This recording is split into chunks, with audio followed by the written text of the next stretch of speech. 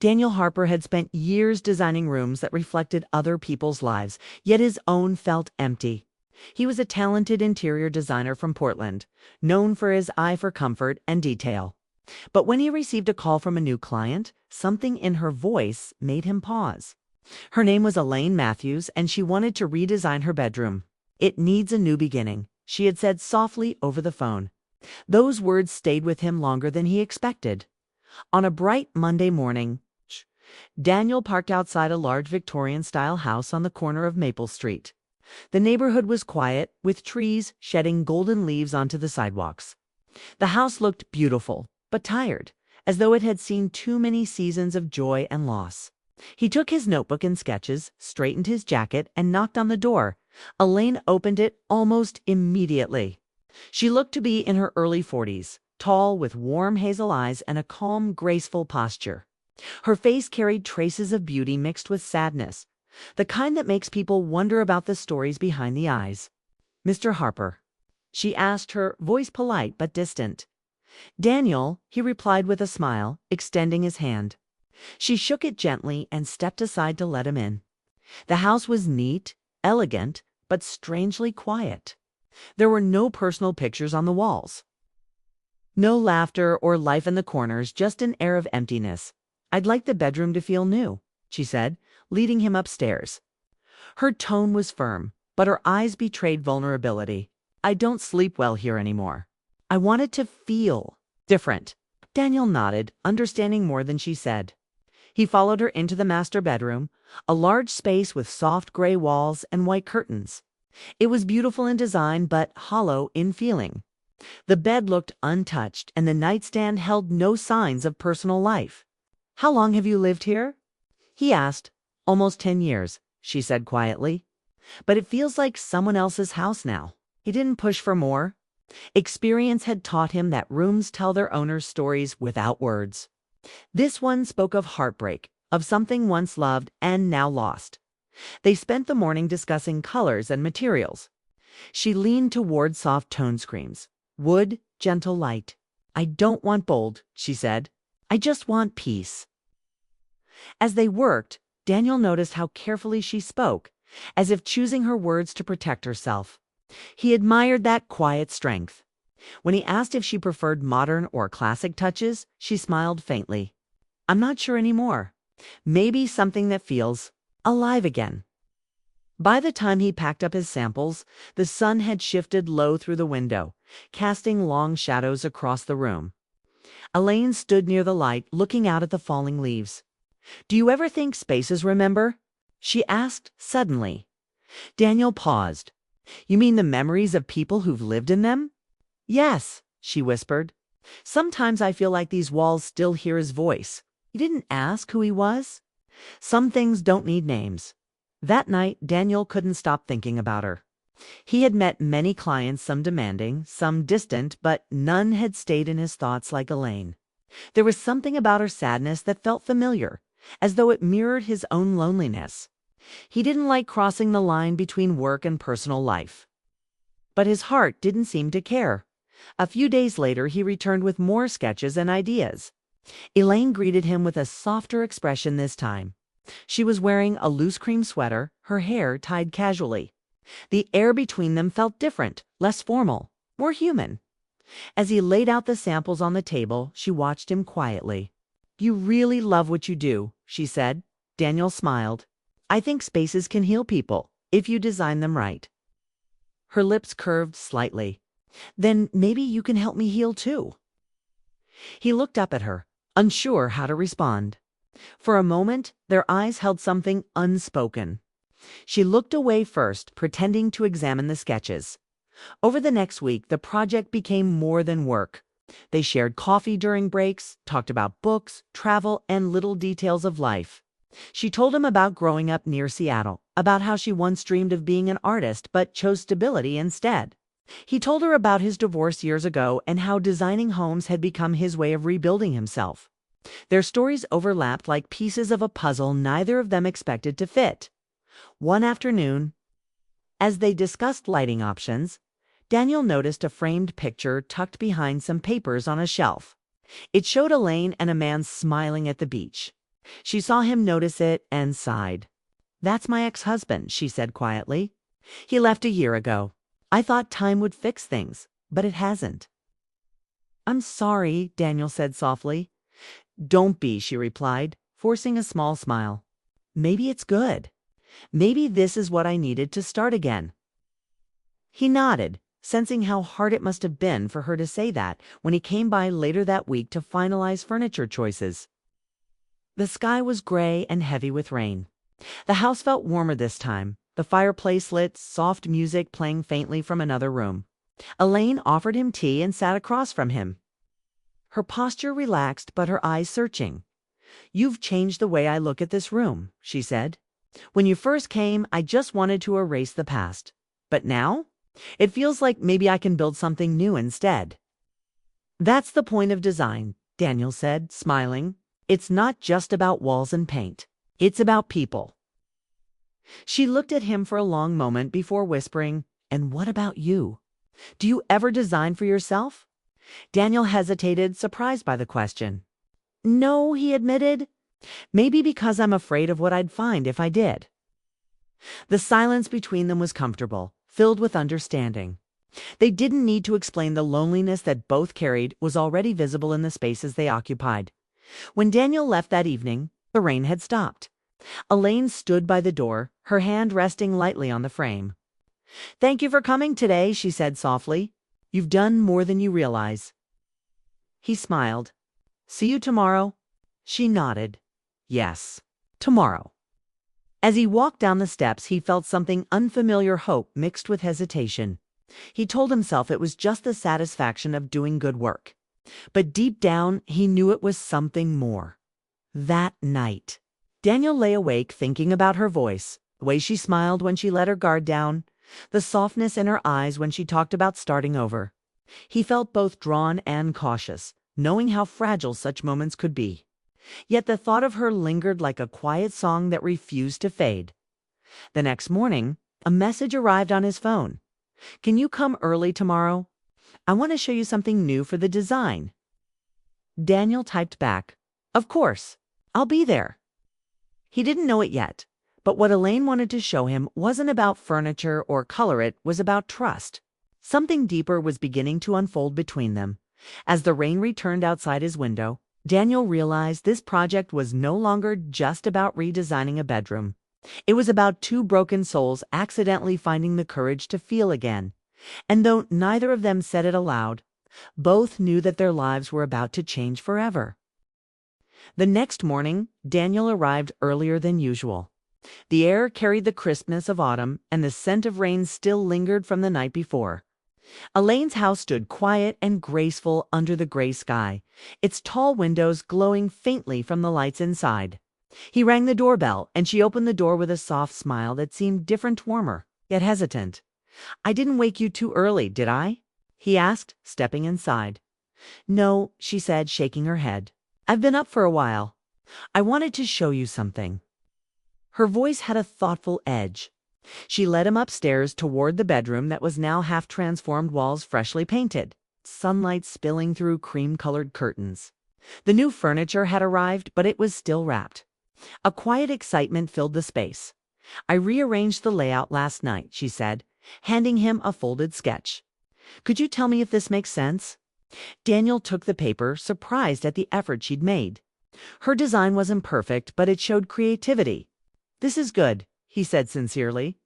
"You've got an instinct for space." She laughed softly. "Maybe I've been watching you too closely." There was a pause. Her words hung in the air longer than intended. She looked away quickly, embarrassed by her honesty. Daniel smiled, trying to ease the tension. "Well, if that's the case, you're a quick learner." They worked side by side that morning, moving furniture, testing lighting angles, and choosing fabrics. The easy flow between them felt natural.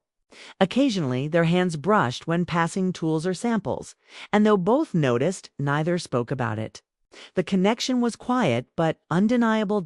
Around noon, Elaine brought out sandwiches and coffee. They sat by the window overlooking the garden.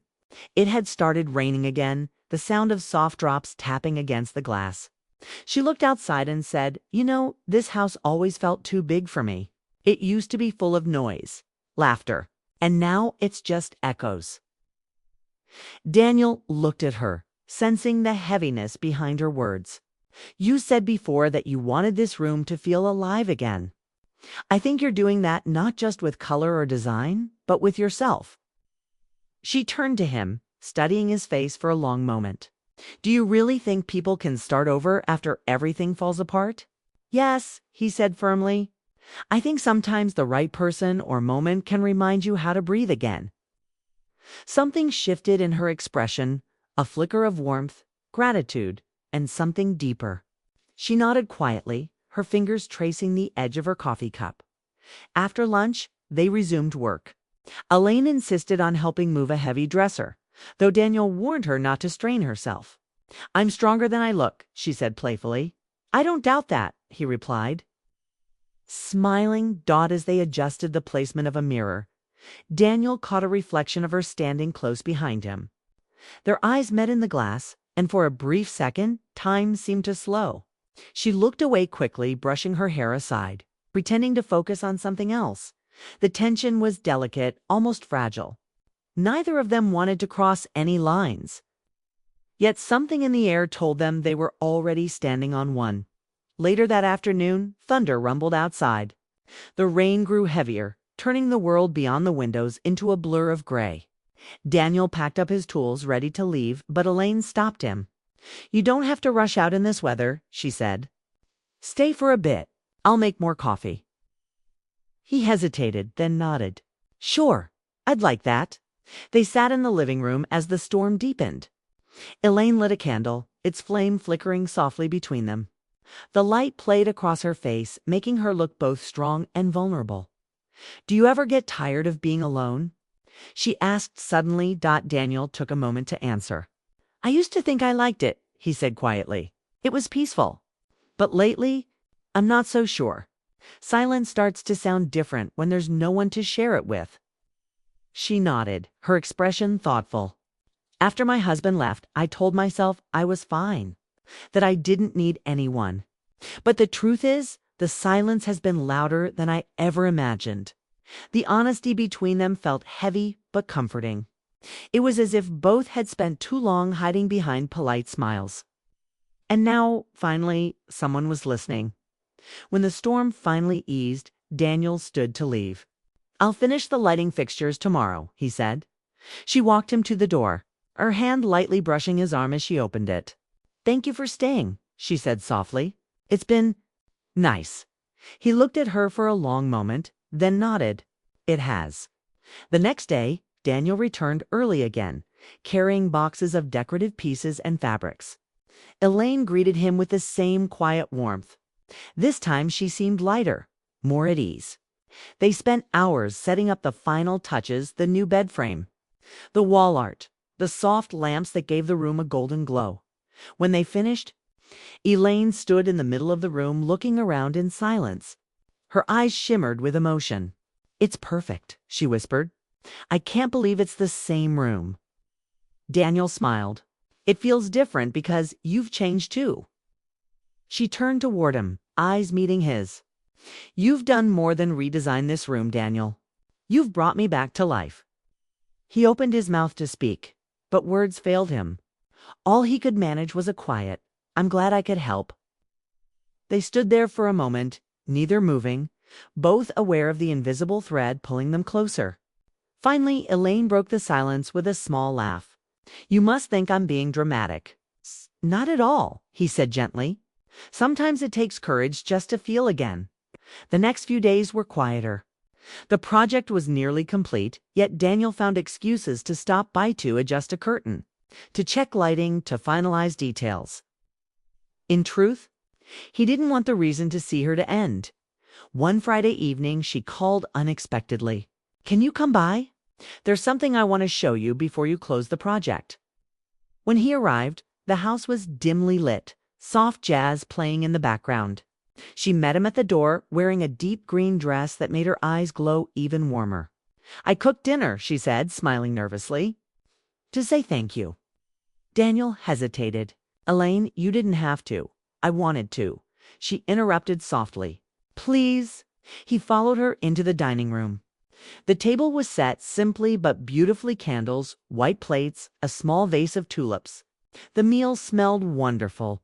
They talked for hours about life, regret, second chances. The air between them was filled with laughter and silences that spoke just as loudly. For the first time in years, Daniel felt like he wasn't on the outside of someone's life looking in. After dinner, she led him upstairs to show him the finished bedroom. The room glowed softly under the warm light, calm and inviting. Elaine stood near the window, looking out into the night. Do you ever think some people are meant to find each other at the wrong time, just to learn what love should have been? She asked quietly. Daniel walked closer. Maybe they find each other to remind themselves that love never really disappears, just hides until you're ready again. She turned toward him, her eyes glistening. You make everything sound so simple. Not, he said softly, but it's real. They stood there, silence stretching between them like a fragile bridge. Neither spoke, but the emotions were clear understanding, connection. Something dangerously close to love. When Daniel finally said goodnight, she followed him to the door once again. You've changed more than this house, she said, her voice low. You've changed me. He didn't answer. He couldn't. He simply smiled, nodded, and walked out into the cool night. His heart heavier than before, because deep down, he knew what was happening between them was something neither of them planned for, something that could heal or break both of them. And as he drove away, the image of Elaine standing by the doorway stayed with him, as if her eyes had quietly asked him not to go. Daniel tried to focus on work the next few days. But Elaine's face kept returning to his mind, her voice. Her quiet strength, the way her eyes held sadness and hope at the same time. He told himself it was just professional admiration, that he respected her for her resilience. But deep inside, he knew it was more. Something about her had stirred a part of him he thought was long gone. He had finished the project. Technically, there was no reason to return to her house. Yet, when her message came that weekend, could you come by? I need your advice on something small. He didn't even hesitate.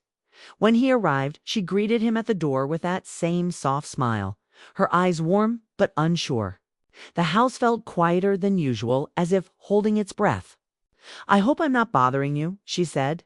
You never do, he replied simply. She led him upstairs. The bedroom was complete, glowing softly with evening light. But she had rearranged a few things. The chair moved closer to the window, new flowers on the nightstand. I can't seem to get it right, she said. It still feels incomplete. Daniel looked around and then back at her. Maybe it's not the room that feels incomplete. Her eyes met his, a flicker of emotion passing between them. She looked away quickly. You always say things that make me think too much, smiled slightly. Maybe thinking isn't bad. Sometimes that's where healing begins. She sat down on the edge of the bed, her posture soft but tense. You know, when my husband left, I told myself I'd never let anyone in again. It felt easier to build walls than rooms. Daniel stood by the window, his voice quiet. And yet, here you are, redesigning everything. She laughed faintly. I didn't plan to. You just showed up. The silence that followed was filled with meaning neither dared to name. Outside, the wind brushed against the glass. The fading sunlight painted the room in amber hues. Finally, she said, What about you, Daniel? You always listen, but never talk about yourself. He took a breath. There's not much to tell. I used to believe in building things that lasted home's love, trust, but somewhere along the way, I lost that. My wife left years ago. Since then, I've been designing for others, not really living for myself. Elaine looked at him quietly. Maybe that's why we understand each other. We both built beautiful spaces for others while our own hearts stayed empty. He turned to face her, and for a long moment, neither moved. It was the kind of silence that carried more truth than words ever could. Then her voice softened. You've changed this house, Daniel. But more than that, you reminded me how it feels to be seen again. He stepped closer, not touching her, but close enough to feel the pull between them. "You've done the same for me," he said. "You've made me remember what connection feels like." Her eyes glistened. "Then why does it hurt so much?" "Because," he whispered, "we both know how fragile it is." They stood like that for what felt like forever, two people standing in the middle of something beautiful and dangerous. Knowing they couldn't stay there forever, Elaine looked away, her voice trembling. "You should go, Daniel, before this becomes something we can't undo." He wanted to argue, to tell her that what they had wasn't wrong, that it was human. But he saw the tears in her eyes and knew she was right. He nodded slowly. "If that's what you want, it's what I need," she said, though her voice didn't sound convinced. He walked toward the door, every step heavy. But before leaving, he turned back one last time. "Take care of yourself, Elaine. You deserve peace." She nodded but said nothing. For weeks after that, Daniel buried himself in work. He tried to forget her, the house, her laughter, her eyes. But the memory stayed like a song he couldn't stop hearing. Every project felt empty now. Every room he designed seemed to echo her absence. One rainy evening, he found himself driving past her street without meaning to. The lights in her house were on. He parked for a moment, debating whether to knock or keep driving. He almost left, but then he saw her silhouette by the window, still and thoughtful. Something inside him broke. He stepped out of the car and walked to the door. When she opened it, surprise flickered in her eyes, followed by something softer. "Daniel," she whispered, "why are you here?" "I don't know," he admitted. "Maybe because some spaces don't feel right when you leave them unfinished." For a moment, she said nothing. Then she stepped aside, letting him in. The house looked different, warmer, brighter. She had added touches of color, new curtains, a few family photos. "I kept working on it," she said quietly. "Just like you taught me." "Looks beautiful," he said. She smiled faintly. "It's starting to feel like home again." Stood in silence for a while. Finally, Elaine spoke, her voice steady but full of emotion. "You were right, Daniel. I wasn't ready before, but I think I am now. To feel again. To start again." He looked at her, heart pounding. "Are you sure?" She nodded. "Yes, but this time, I don't want to build something out of loneliness. I want to build it out of truth." He stepped closer, his voice low. "Then maybe we can start with honesty." "What truth?" She asked. "That I've missed you every day since I left," he said simply. Her eyes filled with tears, not of sadness, but release. "I missed you too." They didn't rush into words or promises. They just stood there, finally letting silence mean peace instead of distance. Over the next few months, they began to see each other more not as designer and client, but as two people learning to trust again. They met for coffee, shared stories, and took long walks by the river. Elaine started painting again, rediscovering her joy. Daniel found himself designing with heart instead of habit. One spring afternoon, he visited her house again. The bedroom, the room that had started, everything looked brighter than ever. Sunlight poured in through the open window, filling the space with warmth. Elaine stood there arranging fresh flowers in a vase. "You know," she said, smiling, "I was thinking of changing the curtains again. What do you think?" He laughed softly. "You don't need my opinion anymore. You've become the designer now." She looked at him thoughtfully. "Maybe, but some things are still better when done together." He walked closer, placing his hand gently on hers. "Then let's keep building together." The air around them felt calm, complete. There was no rush, no fear, just quiet understanding. Months later, when Daniel looked back on everything, he realized the irony of it all. He had come to redesign a bedroom, but in truth, both of them had redesigned their lives. Elaine's house became more than a project. It became the place where broken hearts remembered how to feel again. End. Every time the morning light touched the soft curtains, Daniel saw it as a reminder that healing doesn't always arrive loudly. Sometimes it comes quietly through shared laughter, unspoken words, and the courage to start again. Their story wasn't about passion or perfection. It was about finding connection when neither expected it, about rediscovering warmth after years of coldness. It was about two people who didn't save each other but reminded one another how to live. And as they sat together one evening, watching the sunset paint the walls golden, Elaine smiled and said, "You know, Daniel, when you first came here, I thought you'd just change my room. I didn't know you'd end up changing everything." He smiled back, his voice soft but certain. "I think you changed me more than I changed anything else." They stayed like that for a while, quiet content. No more pretending, no more unfinished rooms. Just two hearts that had finally found a place to rest.